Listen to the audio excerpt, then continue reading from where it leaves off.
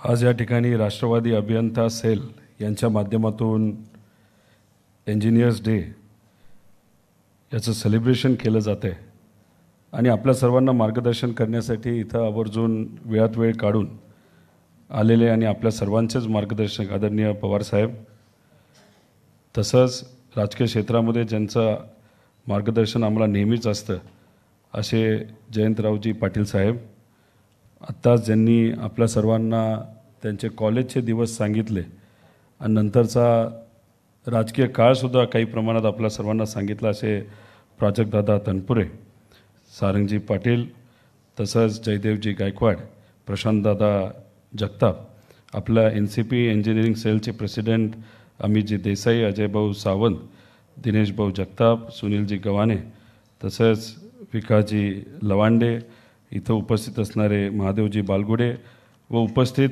काळदातेताई असतील, सर्वच आपल्या या सेलचे पदाधिकारी, कार्यकर्ते, इथं उपस्थित असणारे सर्व इंजिनियर, तसंच काहींचे पालक, मीडिया, उपस्थित सर्वच बंधू आणि भगिनींनो, खरं तर मी जास्त आपल्या सर्वांचा वेळ घेणार नाही. आदरणीय पवार साहेब आणि जयंतराव साहेबांबरोबर आमची बैठक चालू होती, पण कुठंतरी माझं प्लॅनिंग चुकलं. ते इथं आपल्याकडं फार लवकर आले आणि मी दुसऱ्या रोडली गेल्यामुळे थोडासा उशीर झाला, त्यासाठी दिलगिरी व्यक्त करतो. पण कुठंतरी येत असताना एक विचार करत होतो. मी आलो युनिव्हर्सिटी चौकातून की आपण जेव्हा इंजिनियर्सबद्दल बोलतो तेव्हा सरकारकडनं सुद्धा इंजिनियरचा कुठला ना कुठं ते योग्य असा वापर करण्यात यावा आणि कुठलाही एखादा ब्रिज असेल तो लवकर कसा झाला पाहिजे यासाठी सुद्धा शासनाने कुठंतरी प्रयत्न केले पाहिजे. आणि त्याच्याचबरोबर आपण जर बघितलं तर आपली जी ट्रॅफिक सिग्नल सिस्टम आहे ते इथं generally static traffic signal system केलं जातं, पण बँगलोर आणि इतर राज्यांमध्ये आपण जर बघितलं तर गुगल बेस्ड सिस्टम केली जाते. तसाही वापर केला तर कदाचित मी आपल्यापर्यंत जास्त लवकर पोचलो असतो. खरं तर मी फक्त कारणं देतो उशिरा येण्याचे, पण तरीसुद्धा तुमच्याशी इथं येऊन मला संवाद साधता आला त्याचा खरंच मनापासून माझ्यासारख्याला आनंद आहे. प्राजक्तदादांचं भाषण ऐकत होतो, ते स्वतः इंजिनियर आहेत. मला प्रश्न पडला मी तुम्हाला काय सांगावं, मी काय आहे, कारण का माझं फक्त ग्रॅज्युएशन झालेलं आहे, पण ग्रॅज्युएशन होऊन सुद्धा मी व्यावसायिक क्षेत्रामध्ये फार लवकर लागलो कामाला. नंतर पोस्ट ग्रॅज्युएशन मला करता आलं नाही, पण कंपनीमध्ये जेव्हा मी काम करत होतो तेव्हा माझ्या वडिलांनी एक शुगर फॅक्टरीचं काम सुरू केलं होतं आणि तिथं पार त्याच्या ग्रीनफील्ड प्रोजेक्ट होता. सुरुवातीपासून एंडपर्यंत तिथं असणारे अनेक इंजिनियर्सशी माझी चर्चा झाली.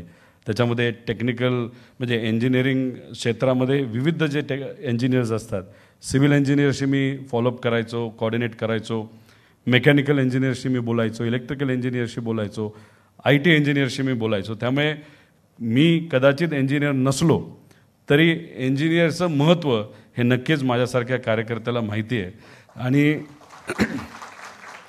त्यांच्यासाठी आपल्याला काय करता येईल या बाबतीत जसं आदरणीय पवार साहेबांच्या मार्गदर्शनाखाली त्यांच्या विजनली आपलं हे जे सेल चालू आहे, तसंच मी सुद्धा जिथं कुठं मदत लागेल तशी मदत आपल्या सर्व या सेलला करण्याचा प्रामाणिकपणे प्रयत्न करेल.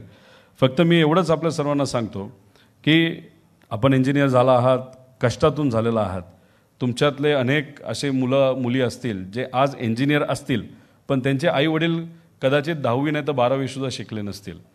त्यामुळे तुमच्या आईवडिलांनी कमी शिकूनसुद्धा तुम्हाला इंजिनियर बनवलं. मला असं वाटतं की त्या आईवडिलांचे इथं टाळ्या वाजून आपण सर्वांनी सत्कार करा, कारण का आपली आधीची पिढी शिकली नसली तरी तुमच्या माध्यमातून त्यांचं राहिलेलं स्वप्न ते कुठंतरी पूर्ण करण्याचा प्रयत्न करत आहेत. पण जसं आपण इंजिनियर बनतो आपली सगळ्यांची अपेक्षा असते की आपल्याला कुठं ना कुठंतरी काम मिळालं पाहिजे. काम आपल्याला कसं मिळू शकतं? एक तर स्वतःचा बिझनेस तुम्ही चालू केला तर तुम्हाला काम मिळू शकतं, नाहीतर एखादी मोठी कंपनी आली तर त्या कंपनीमध्ये तुम्ही काम केलं तर तुम्हाला नोकरी मिळू शकते. तसंच काही लोक प्रोफेशनल सेक्टरमध्ये जातात ज्याच्यामध्ये कन्सल्टिंग असेल आणि विविध असे काही सेक्टर आहेत. पण जर नवीन कंपन्या आल्याच नाही तर आपल्याला काम कसं मिळेल? मग अशी अनेक लोकांनी आपल्याला उदाहरण दिलं असेल आणि आदरणीय पवारसाहेब आपल्याला कदाचित फार डिटेलमध्ये हिंजेवाडीचं उदाहरण सांगतील. हिंजेवाडींची स्टोरी आपल्या सर्वांना माहिती आहे. तिथं एक शुगर फॅक्टरी बनणार होती. नवले साहेब आदरणीय पवारसाहेबांना तिथं घेऊन गेले, पण त्याच्या आधी काही लोक पवारसाहेबांना भेटण्यासाठी आले होते आणि ते म्हणाले की साहेब आपल्याला या भागामध्ये जर आय टीला काय करता आली, एखादी छोटी मोठी आय टी कंपनी येऊ शकली तर कदाचित आपल्याला फायदा होईल. त्यांनी सांगत असताना छोटी मोठी कंपनी, पण पवारसाहेबांचं एक खासियत अशी आहे की एखाद्या व्यक्तीला त्यांना छोटीशी गोष्ट सांगितली तरी त्याच्यावर ते विचार करतात, अनेक तज्ज्ञांशी ते बोलतात आणि त्याला आपल्याला पॉलिसी म्हणून, नाही तर खऱ्या अर्थाने ती गोष्ट आपल्याला अस्तित्वात कशी आणता येईल यासाठी आदरणीय पवारसाहेब प्रयत्न करत असतात. म्हणजे ती बैठक झाल्यानंतर त्या कारखान्याच्या भूमिपूजनापर्यंत जाऊस तर, जागा बघूस तर आदरणीय पवारसाहेबांनी एक विजन मनामध्ये ठेवली होती की पुण्यामध्ये engineering sector, mechanical engineering sector हे वाढतच होतं, वाढतच गेलं. पण त्याच्याचबरोबर आय टीसाठी आपल्याला जर हब करता आलं तर मग लगेचच हिंजेवाडी आणि तो भाग बघितल्यानंतर पवारसाहेबांना असं वाटलं की इथे आपण एक आय टी सेक्टर आणता येईल. आणि फक्त त्यांनी विचार केला असं नाही, नवले साहेबांना कन्व्हिन्स केलं, त्याच्याचबरोबर लगेच पॉलिसी बनवण्यात आली आणि तिथं अनेक कंपनीजला तिथं बोलावलं. आणि आज तुम्ही तिथं गेला तर तिथं 5 लाख इंजिनियर आत्ता काम करत आहेत. ह्याला म्हणतात खऱ्या अर्थाने विजन. पण हे फक्त आय टी सेक्टरमध्ये झालं असं नका समजू, इंजिनिअरिंग सेक्टरमध्ये सुद्धा अशाच पद्धतीने प्रगती या भागामध्ये झालेली आहे. भारतात आपण जर बघितलं, जे कुठला इंजिनिअरिंग एक्सपोर्ट आहे त्यातला मेजर पोर्शन हा महाराष्ट्रातून एक्सपोर्ट होतो. तसंच आज आपण जर इथं बघितलं तर इथं पुण्यामधून बोलायचं झालं, कारण तुम्ही बहुतांश समजा राज्यातले असले तरी उदाहरण द्यायचं झालं तर पुण्यातून इंजिनिअरिंग एक्सपोर्ट हा 28,000 कोटीचा होतो, फक्त एक्सपोर्ट. मी इंटरनल युटिलायझेशनबद्दल बोलत नाही. आणि मग इंजिनिअरिंग एक्सपोर्ट जेव्हा होत असतो त्याच्यामध्ये गाडी आली, त्याच्यामध्ये इलेक्ट्रिक मोटर झाल्या, त्याच्यामध्ये कुठेतरी कॅपॅसिटर झाले, वेगळ्या गोष्टी आल्या. 28,000 कोटीचा एक्सपोर्ट हा होत असतो. तसंच मगाशी आय टीचं उदाहरण तुम्हाला दिलं. 5 लाख लोक किती कोटीचा एक्सपोर्ट करतात, तर 2 लाख कोटी रुपयाचा एक्सपोर्ट आय टी सेक्टरमध्ये सर्व्हिसच्या माध्यमातून आपल्या या फक्त एका हबमधून होत असतो. त्यामुळे ह्या सगळ्या गोष्टी होणं तितकंच महत्त्वाचं आहे. भाषण करणं फार सोपं असतं, हातवारे करून, हे करून, ते करून टाळ्या भेटतात, पण आपलं पोट कधी भरत नसतं. त्याला खऱ्या अर्थाने विजन लागतं आणि विजन फक्त दाखवून चालत नसतं, ते इम्प्लिमेंटसुद्धा करायचं असतं. आणि ती धमक आदरणीय पवारसाहेबांमध्ये आहे. कारण तुम्ही पूर्वीची पवारसाहेबांची भाषणं जर ऐकली असतील, कदाचित तुमच्या आईवडिलांनी ते ऐकली असतील, त्याच्यामध्ये पवारसाहेब नेहमी सांगायचे की तुम्ही जर शेतकरी असाल, तुम्हाला 2 मुलं असतील, तर एक मुलगा एक मुलगी असेल तर एकाला शेती बघू द्या आणि दुसऱ्याला कुठंतरी काम करू द्या. भाषण झालं, विषय संपला. पण फक्त भाषण करून कुठं पवारसाहेब थांबतात? तर सगळ्यात जास्त MIDC कोणाच्या काळामध्ये आपल्या या महाराष्ट्रामध्ये आल्या असतील तर आदरणीय पवारसाहेबांच्या काळामध्ये आल्या. त्यामुळे MIDC आली, पण MIDC आल्यानंतर तिथं कंपन्यासुद्धा आल्या. कंपन्या आल्यानंतर तीच शेतकऱ्याचे, कष्टकऱ्याच्या मुलांना ज्यांना सांगितलं होतं पवारसाहेबांनी एखादी शेती करावी, एखादी काम मिळालं, तिथं मोठ्या प्रमाणात मुलींना तिथं वाव मिळाला इंजिनिअरिंग सेक्टरमध्ये काम करायला.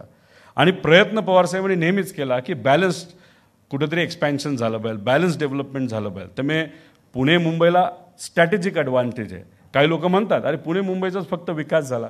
अरे पण पोर्ट आणि ह्या सगळ्या सेक्टर जर बघितलं, पोर्ट, समुद्रच जर मुंबईजवळ असेल तर 100% विकास त्या भागामध्ये कदाचित जास्त होईल. त्यामुळे आज पुणे मुंबईमध्ये कदाचित आपल्या सर्वांना विकास जास्त झाला असा वाटत असला तरी तिथं जर तुम्ही गेलात तर तिथं विचारलं लोकांना तू कुठला, तर कुणीतरी म्हणतं मी विदर्भाचा, कुणीतरी म्हणतं मी मराठवाड्याचा, मी पश्चिम महाराष्ट्र, मी कोकणातला. त्यामुळे विकास हा होत असताना एखादी फॅक्टरी आली तर सगळ्यांना संधी तिथं कुठं ना कुठं ते मिळत असते. पण बॅलन्स्ड इकॉनॉमिक डेव्हलपमेंट करण्यासाठी येत्या काळामध्ये 100% आपल्या सर्वांना प्रयत्न हे करावे लागतील. पण हे प्रयत्न करत असताना आज आपल्या सर्वांना एक गोष्ट मनामध्ये ठेवायची जरूरत आहे, ते म्हणजे कॉम्पिटिशन वाढते का नाही. मला माहीत नाही तुमच्यातल्या किती लोकांना माहिती आहे की या देशामध्ये दरवर्षी किती इंजिनियर बनतात, कुणी सांगेल का?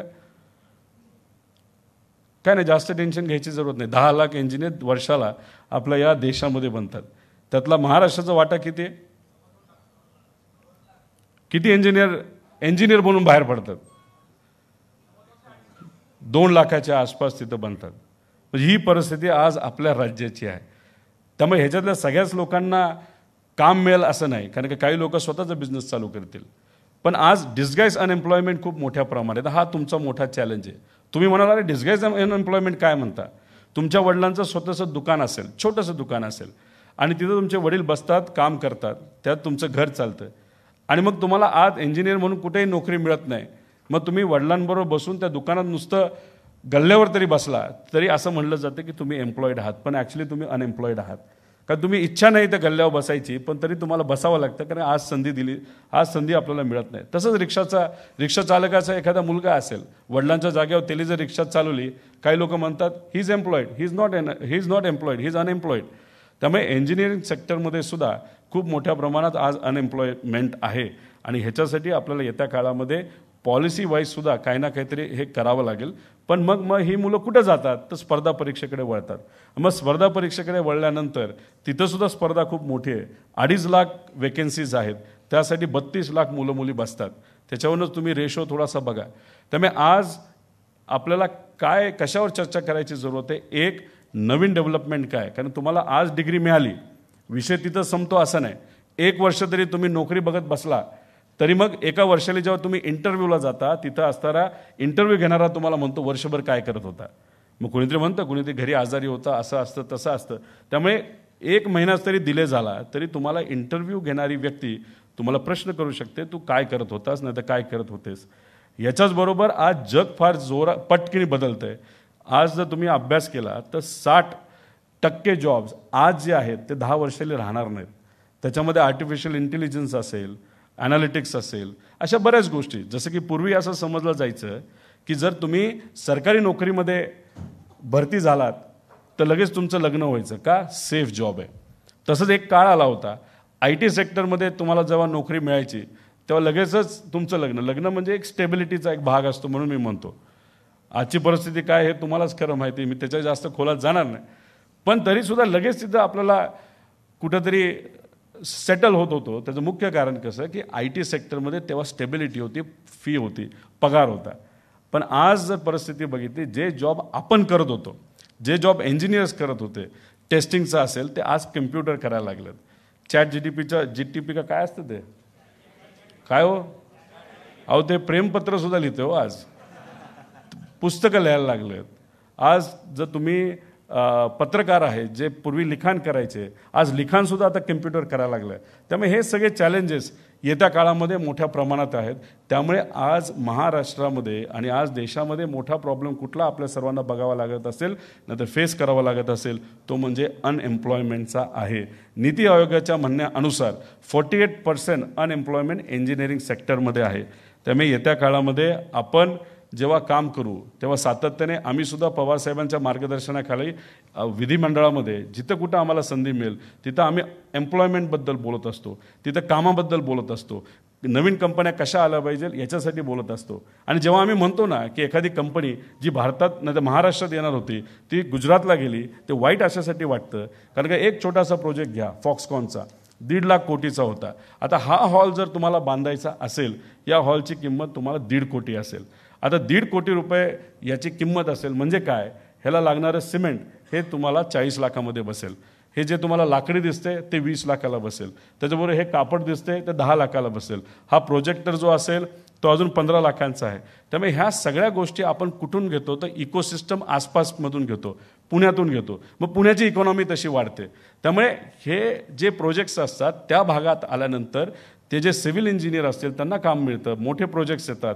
तिथं मग अशा पद्धतीने जेव्हा इन्व्हेस्टमेंट सुरू होते, त्यामुळे 1.5 लाख कोटी हे आपल्या इकॉनॉमीमधून महाराष्ट्रात हे गुजरातला गेले. त्याच्याचबरोबर जे 4 लाख लोकांना नोकरी मिळणार होती ती आज अनफॉर्च्युनेटली मिळणार नाही. म्हणून आम्ही सर्वजण हे मुद्दे हे मांडत असतो, बोलत असतो. याच्यासाठीच आपल्या राज्यामध्ये प्रोजेक्ट येणं महत्त्वाचं असतं. कारण एक तरी वर्ष उशीर झाला तरी तुम्हाला कोणी ना कोणीतरी प्रश्न करणारे 1 वर्ष का उशीर झाला. त्यामुळे आजचा प्रोजेक्ट आजच आला पाहिजे, यासाठी आम्हा सर्वांना फाईट हे करावंच लागेल. तुमचे अनेक प्रश्न, अनेक विषय, तुमचे अमितराव असतील आणि सगळे जे तुमचे पदाधिकारी हे सातत्याने आम्हा सर्वांना भेटत असतात.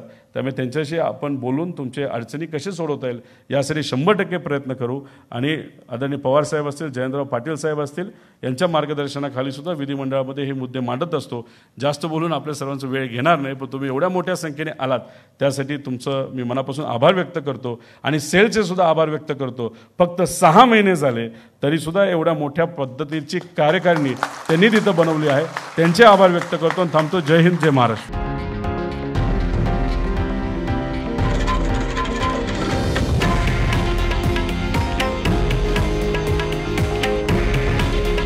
हे हे आहे देशातील नंबर 1 न्यूज नेटवर्क आणि आपण पाहत आहात TV9 मराठी. काळजी तुमची, हित महाराष्ट्राचं.